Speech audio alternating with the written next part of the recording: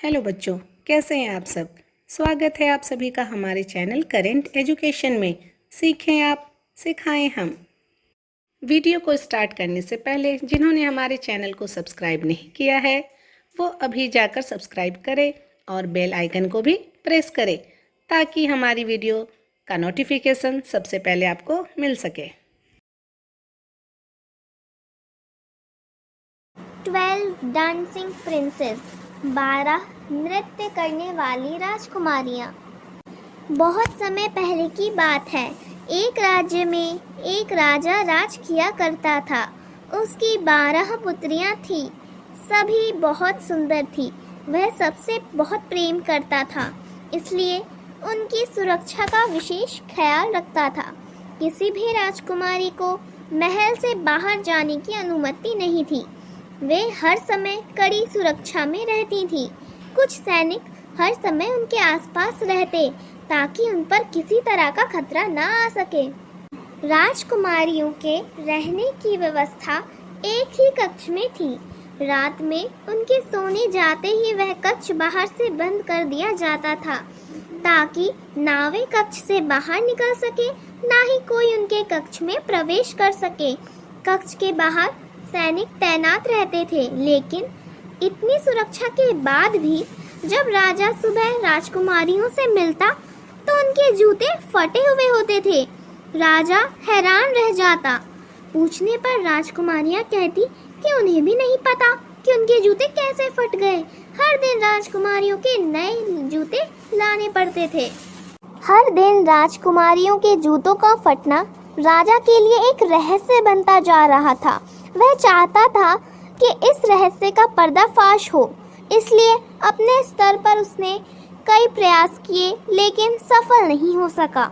अंत में उसने राज्य में यह घोषणा करवा दी कि जो व्यक्ति 3 दिनों में राजकुमारियों के जूते फटने के कारण का पता लगा लेगा, उसका विवाह उसकी मनपसंद राजकुमारी से करवा दिया जाएगा। साथ ही उसे राजा का उत्तराधिकारी भी घोषित कर दिया जाएगा। लेकिन इस कार्य में असफल रहने पर उसका सिर धड़ से अलग कर दिया जाएगा। यह घोषणा पड़ोसी राज्यों तक भी पहुंची और पड़ोसी राज्यों के राजकुमार इस रहस्य का पता लगाने राजा के पास आने लगे। राजा उन्हें राजकुमारियों के कक्ष के साथ वाले कक्ष में ठहराता ताकि उन्हें निगरानी करने में कोई असुविधा ना हो। लेकिन रात होते ही राजकुमार गहरी नींद में सो जाता और सुबह होने पर देखते कि राजकुमारियों के जूते फिर से फटे हुए हैं। कई राजकुमारों को रहस्य का पता ना लग पाने के कारण अपने प्राण देने पड़े। अब राजकुमार भी अपने प्राणों के भय से इस रहस्य का पता लगाने में हिचकिचाने लगे। राजा निराश हो गया। उसे लगने लगा कि अब यह रहस्य सदा रहस्य ही बना रहेगा। उस राज्य के एक गांव में एक गरीब युवक रहता था। एक दिन जब उसने राजा की घोषणा सुनी तो वह राजकुमारी से विवाह के सपने देखने लगा। उसने सोचा कि गरीबी में जीवन यापन करने से अच्छा है कि इस रहस्य का पता लगाने में हाथ आजमाया जाए। सफल रहा तो राजकुमारी से विवाह के साथ साथ राज्य का उत्तराधिकारी भी बन जाएगा, अन्यथा इस गरीबी के जीवन से तो मृत्यु ही भली। अगले दिन उसने एक पोटली में कुछ रोटियां बांध ली और पैदल ही राजमहल की ओर निकल पड़ा। बिना रुके वह चला जा रहा था। शाम तक उसे किसी भी हालत में राजमहल पहुंचना ही था। चलते चलते दोपहर हो गई और उसे भूख लगाई। वह थक भी चुका था, इसलिए एक पेड़ के नीचे भोजन करने और सुस्ताने के लिए बैठ गया। लेकिन जैसे ही उसने खाने के लिए पोटलियां खोली, एक बूढ़ी औरत वहां आ गई और उसने उससे खाना मांगा। युवक भूख से बेहाल था, लेकिन दयावश उसने अपनी सारी रोटियां उस बूढ़ी औरत को दे दी। रोटियां खाकर वह औरत तृप्त हो गई और उसने युवक को ढेर सारा आशीर्वाद दिया। पूछने पर युवक ने उसे बताया कि वह राज्य की 12 राजकुमारियों के जूते फटने के रहस्य का पता लगाने जा रहा है। तब बूढ़ी औरत ने उसे एक टोपी दी और बोली, बेटा, ये कोई साधारण टोपी नहीं है, ये एक जादुई टोपी है। इसे तुम जब भी पहनोगे अदृश्य हो जाओगे। हो सकता है ये तुम्हारे काम आए। और हाँ, मेरी एक बात याद रखना, यदि राजकुमारियाँ तुम्हें कुछ भी खाने पीने को दें तो उसे मत खाना। टोपी लेकर युवक ने बूढ़ी औरत से विदा ली और महल की ओर चल पड़ा। शाम होने तक वह महल पहुंच गया। महल के द्वारपाल द्वारा उसे राजा के समक्ष ले जाया गया। उसने राजा को अपने आने का प्रयोजन बताया तो राजा के राजकुमारियों के कक्ष के निकट एक कक्ष में उसके रहने की व्यवस्था कर दी। रात में युवक अपने कक्ष में बैठा हुआ था। तब सबसे बड़ी राजकुमारी शरबत लेकर उसके पास आई और उसे देते हुए बोली, मैं यह शरबत भेंट कर आपका महल में स्वागत करती हूँ। आपने ऐसा शरबत पहले कभी नहीं पिया होगा। इतनी सुंदर राजकुमारी को देख युवक कुछ कह ही नहीं पाया और बूढ़ी औरत द्वारा दी गई चेतावनी भूल गया।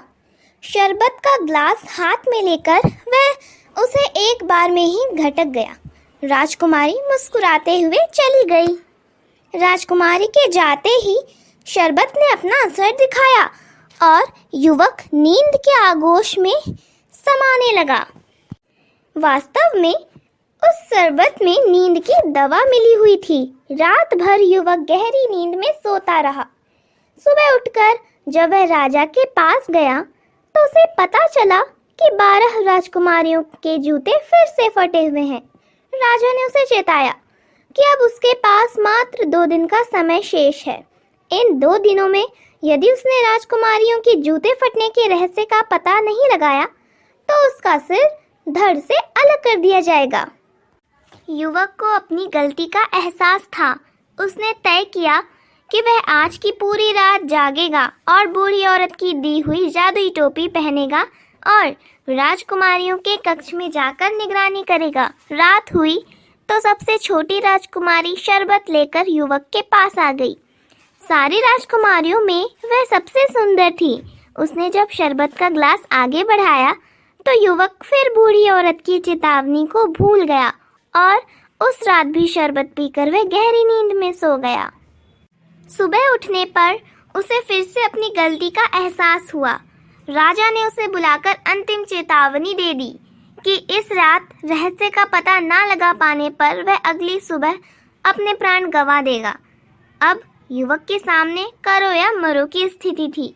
उसे उस रात हर हाल में जागना था और राजकुमारियों के जूते फट जाने का रहस्य पता लगाना ही था।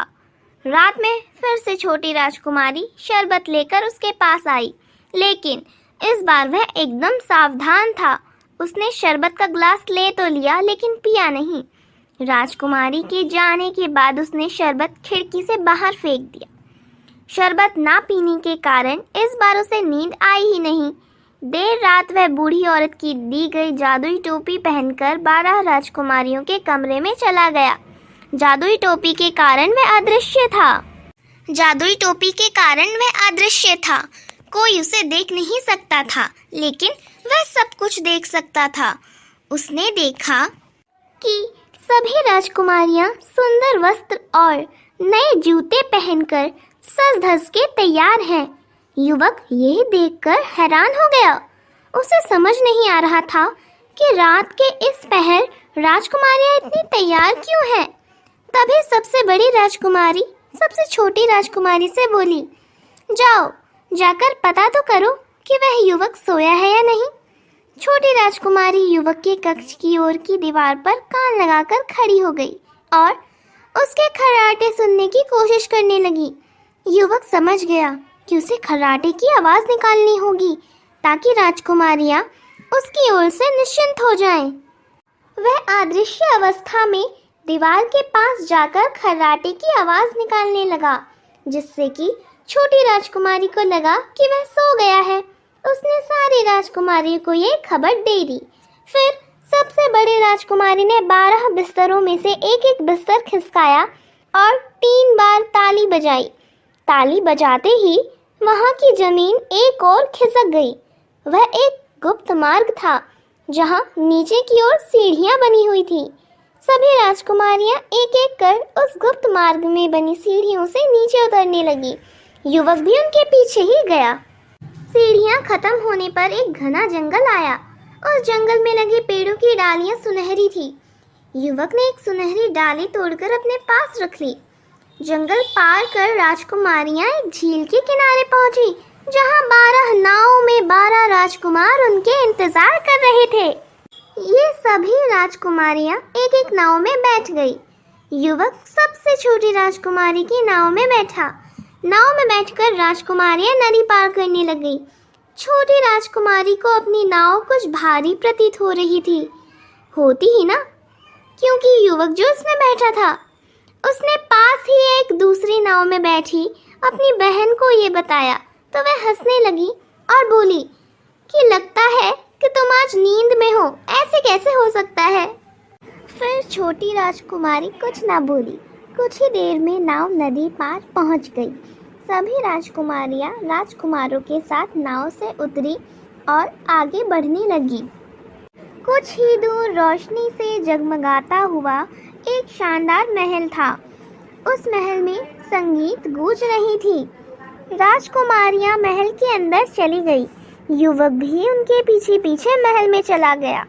वहां उसने देखा कि कई युवक और युवतियां एक साथ नृत्य कर रहे हैं। राजकुमारियां भी राजकुमारों के साथ नृत्य करने लगी। युवक को अब 12 राजकुमारियों के जूते फटने का कारण समझ आ चुका था। वह एक किनारे पर खड़ा होकर सबको नृत्य करते देखने लगा। थोड़ी देर बाद उसे भूख लगने लगी। उसने देखा कि उस कक्ष के एक किनारे पर रखी मेज पर ढेर सारे पकवान सजे हुए हैं। उसने एक मिठाई उठाई और अपने मुंह में डाल ली।